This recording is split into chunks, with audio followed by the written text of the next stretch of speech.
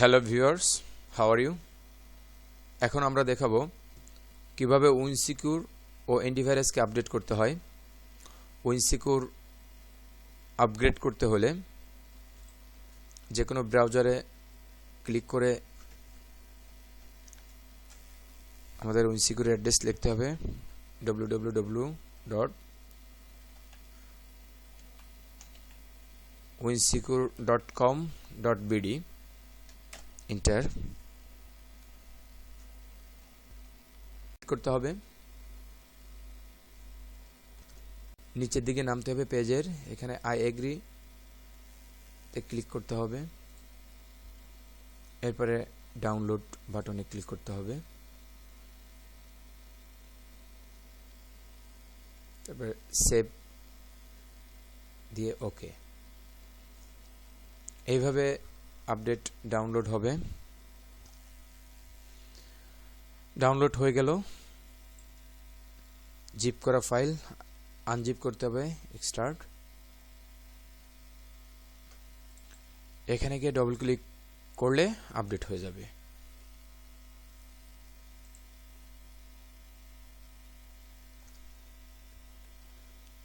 এখন আমরা দেখব কিভাবে অ্যান্টিভাইরাসের আপডেট করতে হয়।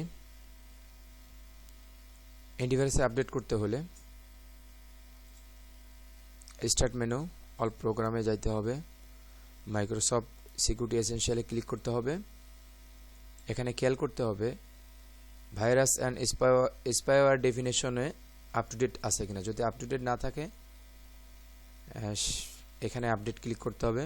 আপডেট ক্লিক করে আপডেট বাটনে ক্লিক করতে হবে। এখানে কত তারিখের আপডেট করা আছে?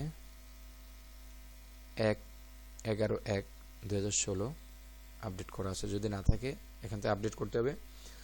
আর যদি এমএসসির আপডেটটা এখান থেকে যদি না করা যায় সেক্ষেত্রে ম্যানুয়ালি আপডেট করার সিস্টেম আছে। যদি কারোর অনলাইন না থাকে সুযোগ সুবিধা, তাহলে অফলাইনে আপডেট করার সুযোগ সুবিধা উইনসিকিউরে আছে। উইনসিকিউরের উপরে রাইট বাটন ক্লিক করে ডাউনলোড এমএসসি অফলাইন আপডেটে ক্লিক করতে হবে।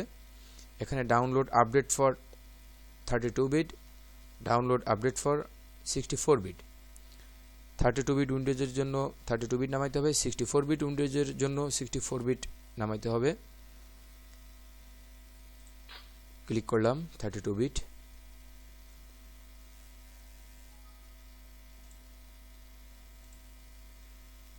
Start now and save.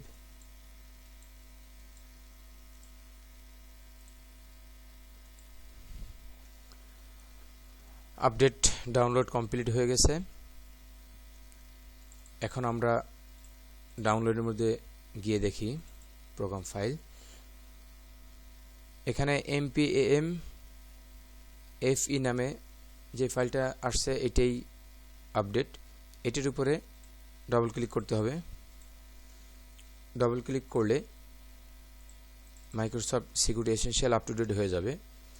অর্থাৎ যদি ইন্টারনেট কানেক্ট দিয়ে এখানে আপডেট বাটনে ক্লিক করে আপডেট যদি না হয় সেক্ষেত্রে অফলাইনে আপডেট করতে হবে এবং এইটা আপডেট করা মাস্ট বি জরুরি।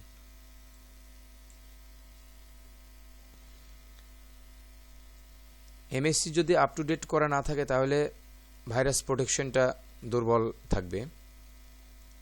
তো এখানে খেয়াল রাখতে হবে যেন এমএসসিটা আপডেট থাকে। ধন্যবাদ। এভাবে আপডেট করবেন।